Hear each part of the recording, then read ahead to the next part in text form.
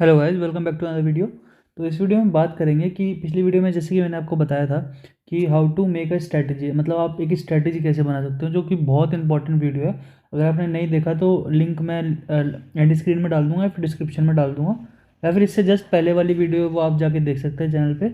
बहुत important video, अगर वो नहीं देखी तो वो ज़रूर देख लेना इसके बाद में, या फिर इससे पहले अगर देख के आओगे तो ये वीडियो ज़्यादा अच्छे से समझ में आएगी। अब देखो क्या है ना कि एक स्ट्रैटेजी होना बहुत इंपॉर्टेंट होता है। अगर आप एक सिस्टम फॉलो कर रहे हैं, स्ट्रैटेजी फॉलो कर रहे हैं, तभी आप लॉन्ग टर्म में प्रॉफिटेबल हो पाएंगे। ये मैंने आपको बताया भी था।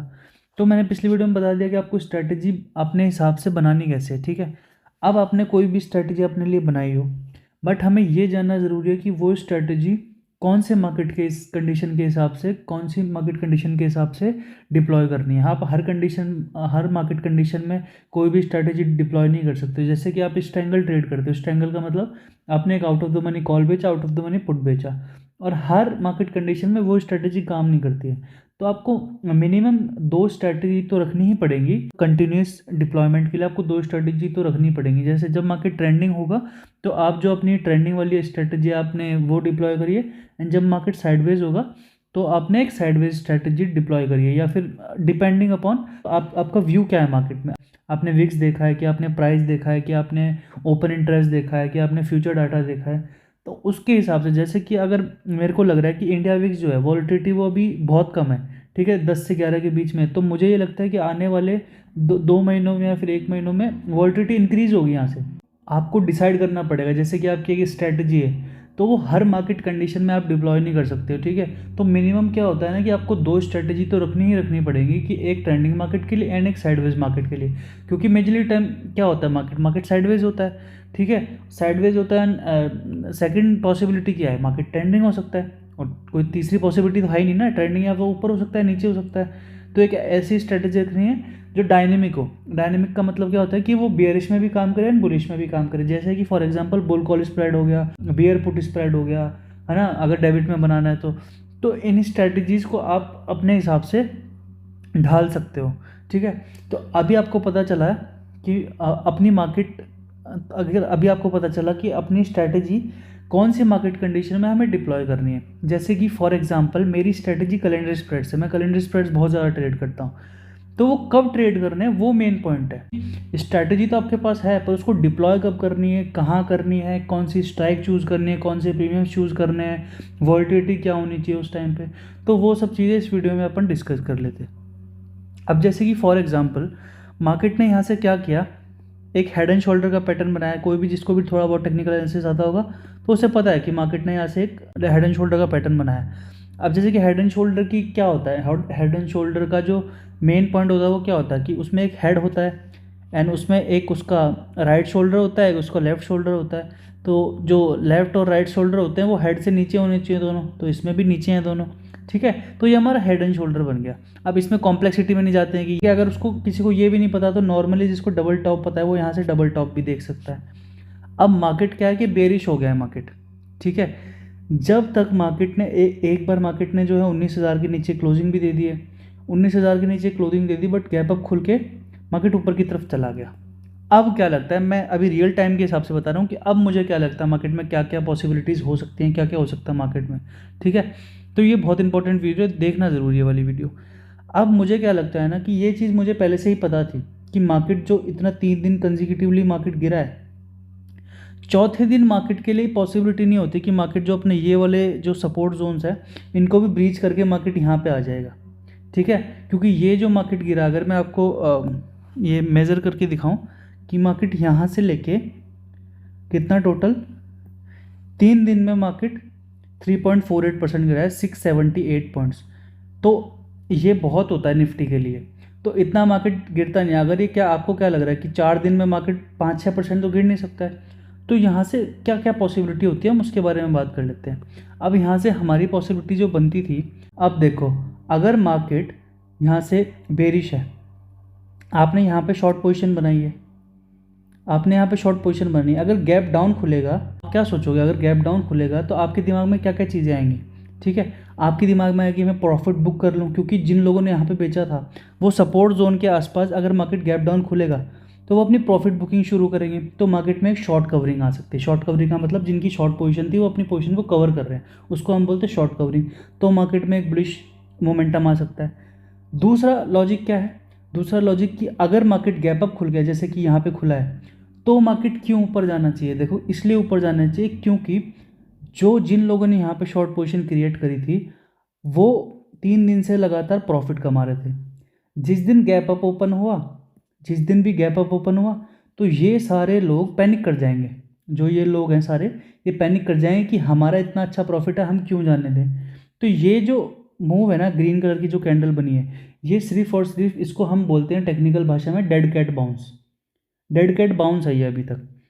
ट्रेंड कंफर्मेशन कब होगा कि, तो हमें ये, इसको बोलते हैं हम डेड कैट बाउंस।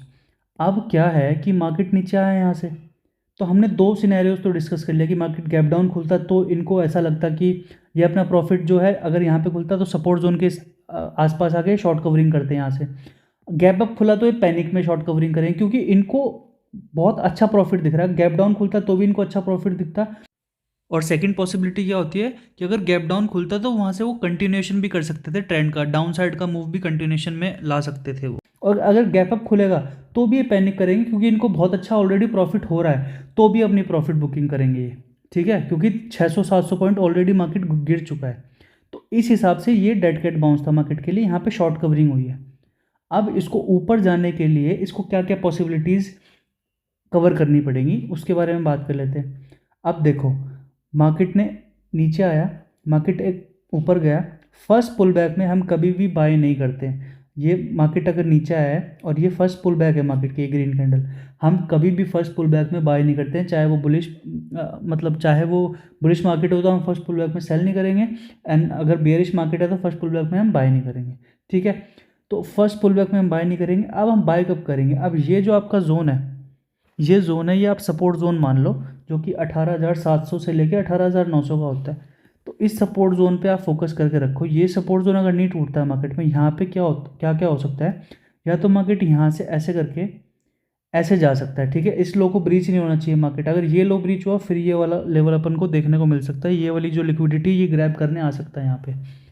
दूसरा ऑप्शन क्या है मार्केट के लिए, कि मार्केट ने अभी क्या किया है, कि मार्केट जनरली क्या करता है, जनरली मार्केट जो एक रैली के बाद, देखो जो ये रैली आई है मार्केट में, एक डाउनफॉल आया है मार्केट में, इसके बाद जनरली क्या करता है मार्केट में, ऐसे कभी भी रिवर्सल्स नहीं होते कि वे शेप रिकवरी हो गई यहाँ से, ऐसे बहुत कम होता है, ठीक है। जनरली क्या होता है, जनरली ये होता है मार्केट में कि एक बड़े मूव के बाद मार्केट पहले तो बायर्स को करेगा, क्योंकि जो अमेच्योर्स लोग होंगे वो इस पहले पुल बैक में हमेशा बाय करेंगे, इनको करेगा, फिर उनको लगेगा कि मार्केट ऊपर जाएगा यहाँ से, फिर वो उनका स्टॉप लॉस हिट करेगा, एंड देन वो फिर इसको भी ब्रेक करने की कोशिश करेगा, एंड वो क्या है, स्टॉप लॉसेस हंटिंग करना शुरू करेगा। मार्केट यहाँ से रेंज बाउंड होने के चांसेस बहुत ज़्यादा हैं, कि मार्केट यहाँ से रेंज बाउंड होने के बाद अब मार्केट एक ट्रेंड में आ गया। ट्रेंड में आने के बाद मार्केट के पास दो ऑप्शन होते हैं, या तो मार्केट यहाँ से वी शेप रिकवरी दे दे, या फिर अपना ट्रेंड कंटिन्यूएशन कर दे, या फिर एक रेंज बाउंड में चला जाए।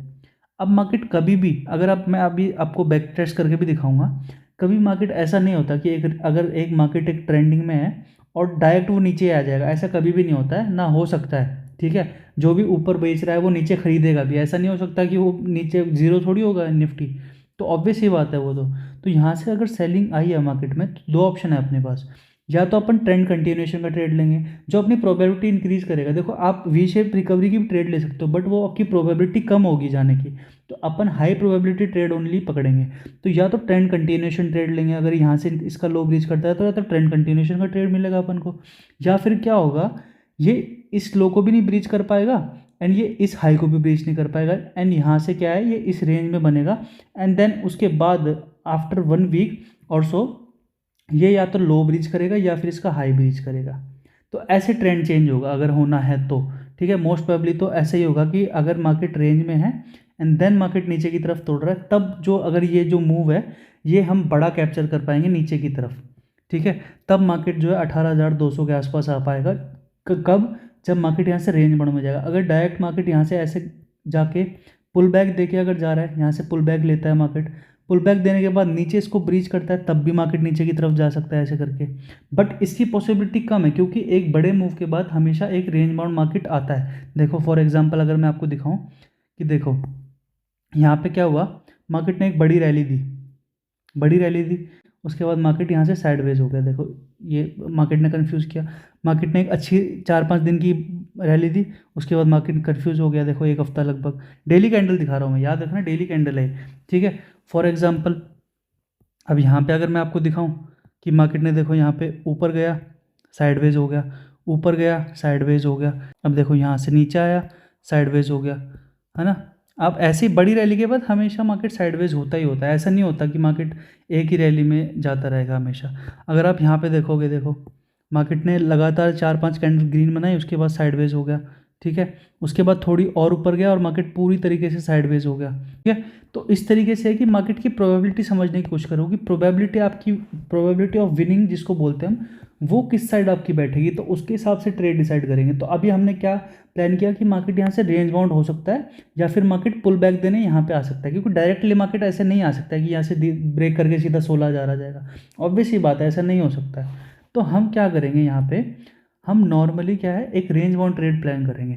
अब हमारा यहाँ पे प्लानिंग क्या हो गई, हमारी प्लानिंग हो गई कि भाई अभी विक्स जो है, इंडिया विक्स मैं आपको दिखा देता हूँ। इंडिया विक्स जो है हमारा 10.9 चल रहा है अभी, ये लोएस्ट जोन होता है इंडिया विक्स का। अगर मैं आपको खोल के दिखाऊँ यहाँ पे, तो इंडिया विक्स का लोएस्ट जोन होता है। देखो ये जो मैंने लाइन खींची हुई है ना 12.9 की, ये जो मैंने लाइन खींची है 12.9 की, अगर इसको ब्रीच करता है देन मार्केट 16 की तरफ निकल सकता है। ब्रेक करके सस्टेन होना ज़रूरी है वीकली टाइम फ्रेम पे, ठीक है।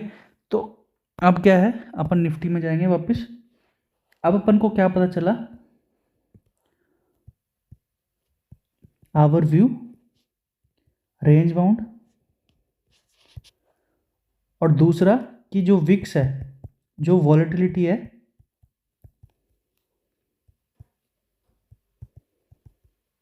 वो यहाँ से इंक्रीज हो सकती है। तो वॉलेटिलिटी इंक्रीज हो जाएगी और रेंज में रहेगा। तो हमारा व्यू ये है, देखो हम गलत भी हो सकते हैं, मैं ये नहीं कह रहा कि ऐसा ही होगा। तो ऑब्वियस ही बात है कि ऐसा ज़रूरी नहीं होगा, बट हम प्रोबेबिलिटी पे गेम खेलते हैं स्टॉक मार्केट में। हम ये नहीं पता लगाते कि क्या होगा क्या नहीं होगा, हम प्रोबेबिलिटी जिस चीज़ की है उस पर ट्रेड करते हैं। किसी को नहीं पता मार्केट में क्या होगा, किसी को नहीं पता मार्केट में क्या हो सकता है, किसी को भी नहीं पता होता है, ठीक है।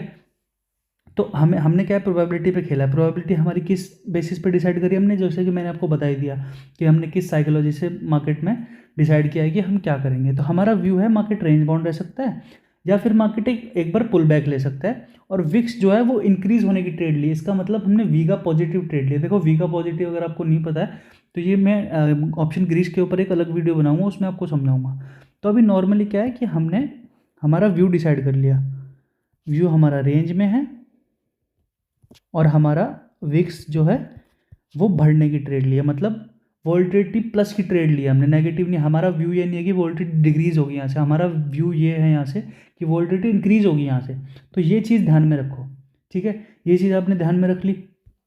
अब क्या है कि हमारी रेंज क्या है, हमने ये तो डिसाइड कर लिया कि मार्केट रेंज में रहेगा, बट हमारी रेंज है क्या, अब वो डिसाइड कर लेते हैं।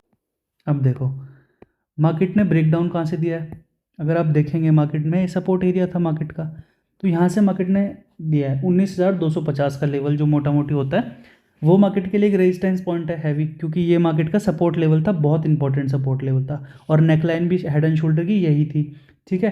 तो अपना रेजिस्टेंस हो गया 19,250, तो मोटा मोटी 19,300 हम रेजिस्टेंस ले लेते हैं।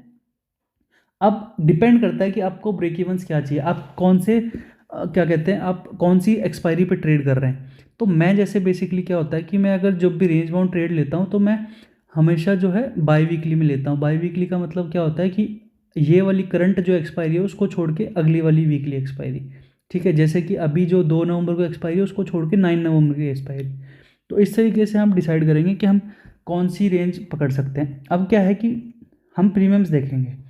अभी हमें पता चल गई कि 19,250 के ऊपर हम सेफ़ है, तो हम क्या करेंगे 19,300, 400, 500 जितनी की भी रेंज बन सकती है ऊपर की तरफ, और सेफ खेलने की सोचेंगे। ज़रूरी नहीं कि अगर 19,250 है तो वहीं का ब्रेक इवन रखना है, और ऊपर का रखोगे तो आपकी प्रोबेबिलिटी भी इंक्रीज होगी और आपका जो रेंज है वो भी बड़ी होगी, ठीक है। उससे आपके लॉस होने के चांसेस कम होंगे। और नीचे की तरफ क्या है 18,500 का लेवल जो है ना, एक राउंड नंबर भी है और बहुत अच्छा सपोर्ट का लेवल भी है ये 18,500 का लेवल, तो 18,500 और ऊपर की तरफ 19,300, तो ये जो हो गया ना, ये हमारे लिए क्या हो गया, सपोर्ट और रेजिस्टेंस हो गया मार्केट में।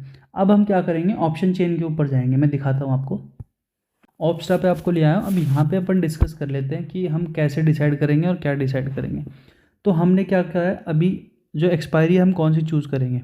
देखो निफ्टी का हमें चूज़ करना है, निफ्टी के ऑप्शंस हमें चूज़ करने हैं। ऑप्शंस चूज़ कर लिए। अब क्या है, आपको कौन कौन एक्सपायरी मिल रही है। देखो करंट एक्सपायरी जो आपकी है वो 2 नवंबर की है, तो उससे अगली वाली चूज़ करेंगे। उसको छोड़ के भी हम क्या करते हैं, 16 नवंबर वाली चूज़ करते हैं। ठीक है, फॉर एग्जांपल ले रहा हूँ मैं, आप 9 नवंबर भी चूज़ कर सकते हो, उसमें कोई लेना देना नहीं है उसका। अब क्या करेंगे हम, देखो हम नॉर्मली जाके क्या करेंगे, 20 डेल्टा के आसपास का हमेशा आपको क्या देखना है। देखो डेल्टा कहाँ पे लिखा हुआ, आप पूछोगे डेल्टा कहाँ पे, देखो ये जो डेल्टा है वो कॉल का डेल्टा है, ये जो डेल्टा है ये पुट का डेल्टा है। तो हमें ये देखना है कि 20 के आसपास, ज़रूरी नहीं है कि एडजस्ट 20 है, एग्जैक्ट 20 मिलेगा आपको।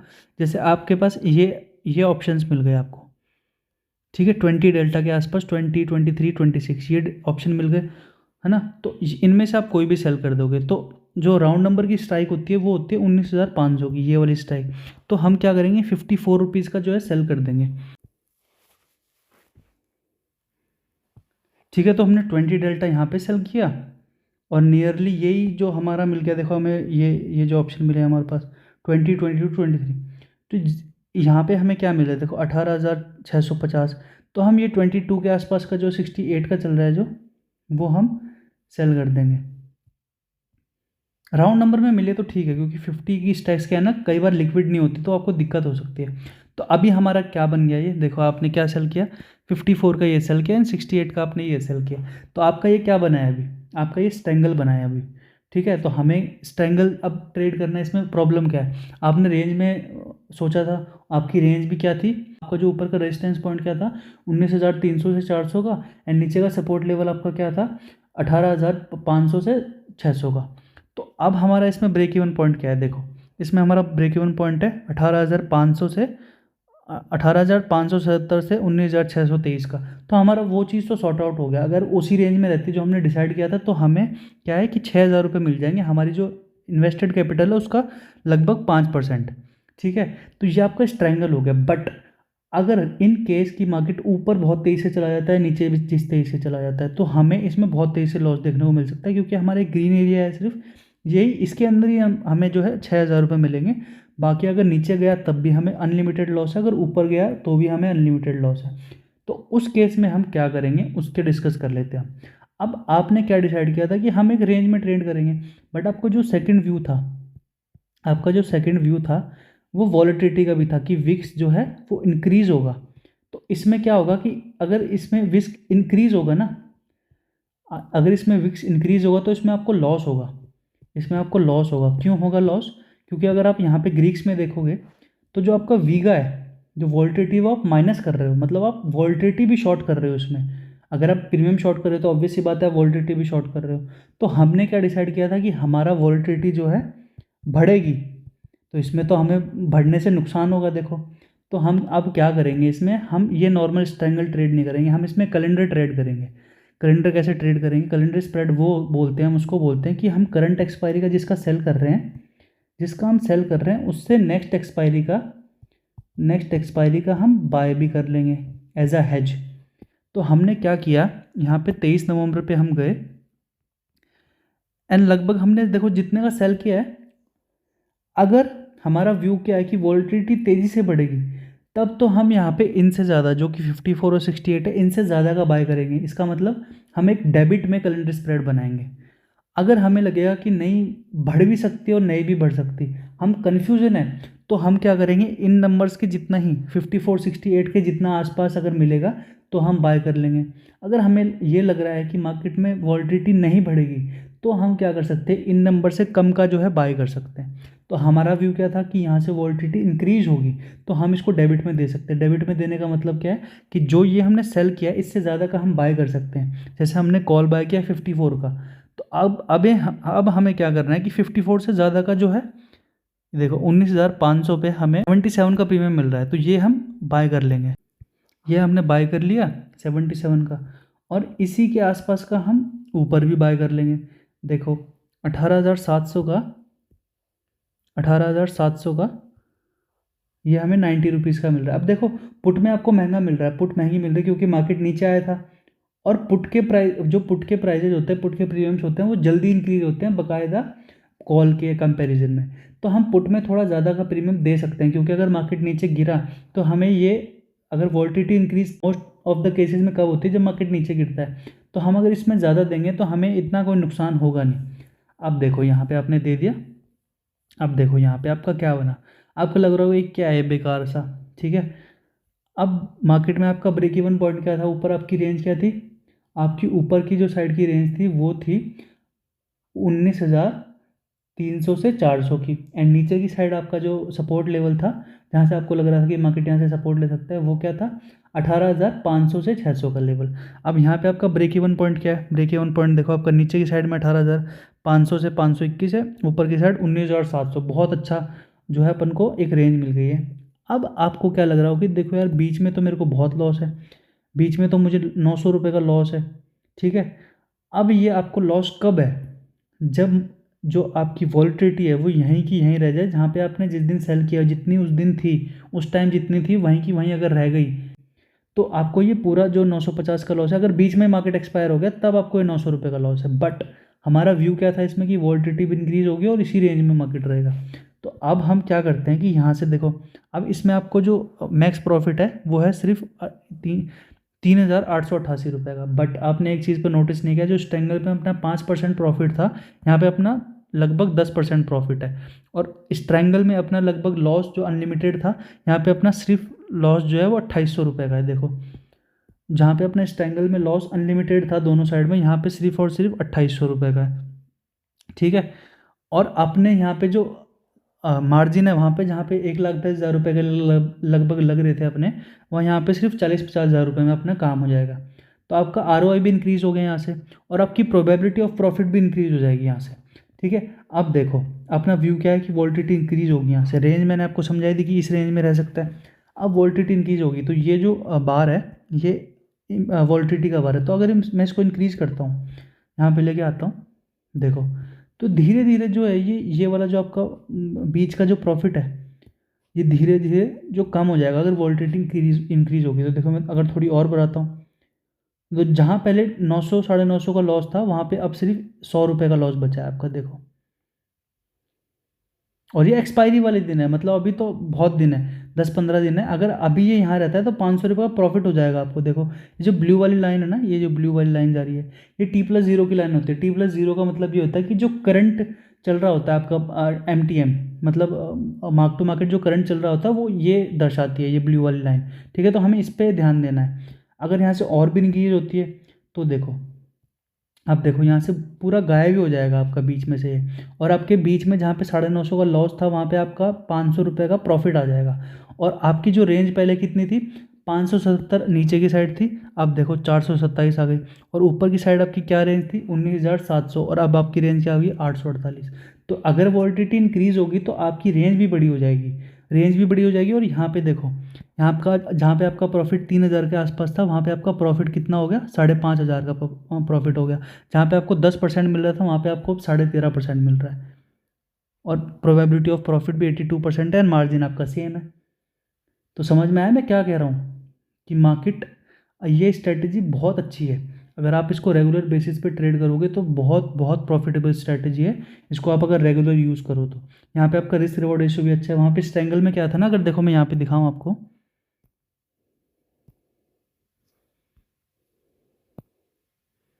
देखो ये आपका स्ट्रैंगल था, तो देखो यहाँ पे आपकी मार्जिन लग रही थी 1,13,000 रुपये, 6,000 रुपये आपको लॉस हो रहा था, मतलब 6,000 रुपये आपको प्रॉफिट हो रहा था। प्रोबेबिलिटी ऑफ प्रॉफिट 68% ही थी, वहाँ पे कितनी मिली अपन को कैलेंडर में, 85% के आसपास। और मैक्स लॉस आपका कितना था, अनडिफाइंड, मतलब अनलिमिटेड लॉस था। और आपको मैं अगर चीज़ दिखाऊँ तो देखो यहाँ पे, सॉरी मैंने ये हटाना भूल गया इसको,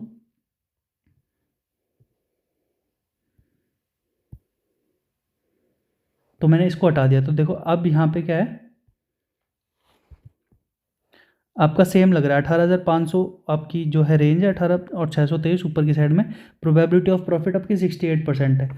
अब देखो अगर मैं इसको इंक्रीज़ करता हूँ यहाँ से, अगर मैं यहाँ से इसको इंक्रीज़ करता हूँ, तो वहाँ पे आपका प्रॉफिट बढ़ रहा था, अगर वॉलेटिलिटी इंक्रीज हो रही थी आपका प्रॉफिट बढ़ रहा था, यहाँ पे नोटिस करना आप।